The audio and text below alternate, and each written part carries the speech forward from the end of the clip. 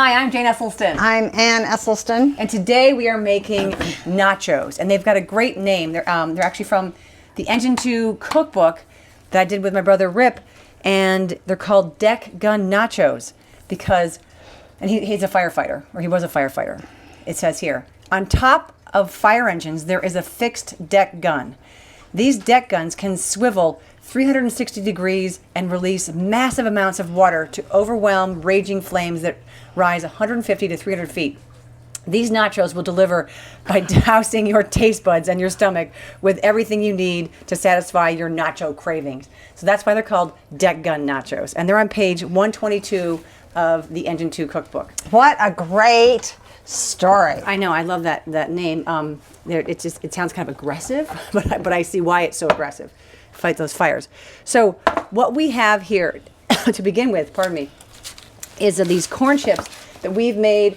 Do we refer to them? Yeah, on page 132 of this cookbook. I think we did a YouTube. Wade will help post us here, referred to. I think it's like making it crisp. You just take corn tortillas, cut them in, little wedges, and bake them at 350 for about 8 or 10 minutes. So we're gonna put a layer of. Before you do that, let me just show. Stop. Jane. What are we doing? I want to show how you crumble this. It makes such a difference to crumble. It's already crumbled, isn't it? Well, yeah, but just okay. So if you crumble this, then you can spread it so much more easily, instead of having it go in places you don't want it to. See? Yeah. There you go. Okay. I love that trick. I know one of our comment subscribers mentioned it to us, or Instagram. Someone told us. Thank you for telling us. So now I've become a scruncher. Yes, I have become a devoted scruncher too. Okay, so you put a layer of nachos down on the parchment paper, and then you dollop. This is an ugly step, but you dollop refried beans. That's enough on the top because we have a lot to you have to dip. Oh. So we're gonna dollop this. This is a really ugly face. I want you to dollop. All right. Well, then you keep cutting those things up if you don't mind. Just get the refried bean layer in there. This is not very pretty phase. Just get it onto the nachos because nachos. So you don't have to do it smooth. You can just do it in hunks. You can just get it out there. And the nachos here, these are kind of the ones you're surrendering because they're not going to stay crisp the whole time. They're going to, some nachos when you eat nachos get soggy, but those nachos are all bathed in, or they've gone skinny dipping into some deep fried oil. All of this green onions. Yeah, those 3 would be great. Down to the tips. No, that's as much as you want. It's fine. That's good. All right, so we're getting some refried beans out here. Spread it around. Get it on the nachos as much as you can. And there's no getting around it. This is just not a pretty phase. Okay. So after our layer of refried beans, I want to do it in the order that we have it in the book. So half the chips are on the pan, and then make sure they're really crisp. We put them in the oven for 5 minutes, makes them crispier. Ours were just freshly made, so ours are really crisp. Cover them with refried beans. It's not a pretty process here. Sprinkle with the tomatoes that you've chopped and the nutritional yeast. So we have a big chopped tomato or 2 chopped tomatoes. Just put them just on they go.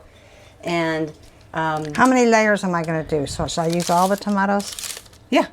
All of these? Yeah. Right now? Yeah. Oh, yes. And then we're going to sprinkle. This is one kind of largish tomato. There was a large one, or 2 small ones. And you sprinkle with about 2 tablespoons of nutritional yeast. Oh, I'm going to sneeze. I got a little in my nose. So this has sort of that, if you will, nacho cheese effect, even though it's very cheesy-like, and it gives you that mouth feel that it's giving me a nose feel right now. Okay, now we're going to bake this in the oven at 350 for how long?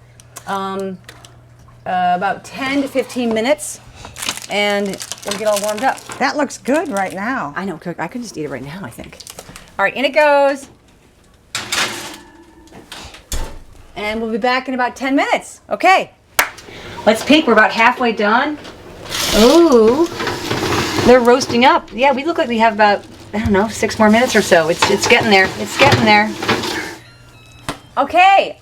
our oven's telling us our time is up. And in the meantime, we've made our corn salsa that goes along with this, and we have a little side panel that will tell you about our corn salsa video. The only difference in these corn salsas is we use roasted corn for the foundation of this one. We got it, I think, at Trader Joe's I'm not sure where we got it, but you can get roasted corn. We love sweet corn with a lot of our corn salsa, but for this deck gun macho Roasted seemed the best. it seemed perfect. Okay, ooh, yummy. Okay, so here are our here's our hot pan of to-be nachos. Can you see how yummy that looks, Wade? Is it smoking up your way? Yeah. Ooh. Okay. Oh, it smells good. Doesn't it smell good? So I know that the nachos, I think that they're called nachos because of the nacho cheese. So we've kind of recreated that with the nutritional yeast. That's a stretch, I know. Okay. No, it's not nutritional yeast. It's very cheesy like. Okay, I agree. So we're going to now put the layers of other stuff on top of here. And to follow the recipe, remove the nachos from the oven, add the green onions and the salsa that you prefer. So let's sprinkle some green onions on here. Not all of them, some of them, whatever. Not all of them need to go, but just tell me when. As much as you think would good on nacho. Oh, that's plenty. that was a mother load there. Okay, so then we love our Green Mountain Gringo, so just get some of this salsa on there. And then let's put some corn salsa on. Sprinkle it on. And it has a wonderful lime that it delivers, just lime and cilantro and red onion. It's just got such good flavor. And then, if you want to use guacamole, great. If not, don't use it. We're going to do a little bit here just for visual and because it tastes so darn good. But if you have heart disease, please just skip the avocado, skip the guacamole, and then take your extra chips that you did not put in the foundation, and oh my goodness, look at this. Whew. This is so good. Oh my gosh, look at that. That is good. Up we go, Wade, up we go. Woohoo. Wade, want to come get a picture, Wade? Ooh, yes. All right, now it's time to dig in. And what's so cool about nachos is every taste, every scoop is a little bit different. So you might get a ton of corn salsa with one, a ton of refried beans in one, nothing on some, but just dig and go. Okay. Ooh, I got a lot of everything. I got everything. Oh, it's good. Wade, get over here. Wade, get over here. Yummy, yummy. My tummy. Get a big dig in. Scoop it up. Oop, my microphone. Oh, my chip broke. Oh. No, you have to take the sublayer. Take the sublayer. Take the whole thing with you. There you go. There we go. Oh my gosh. There we go. There you go. That is a big one. You know what I got? What'd you get? I got some tomato, and that was really good. I did too, and it was refreshing. I'm doing a bottom layer with a top thing holding the bottom. They're good? I'll eat the whole tray. He said, OMG, he wants the whole tray. You can't have it. All right. You guys, we're going to be busy here dousing our hunger with our deck gun nachos.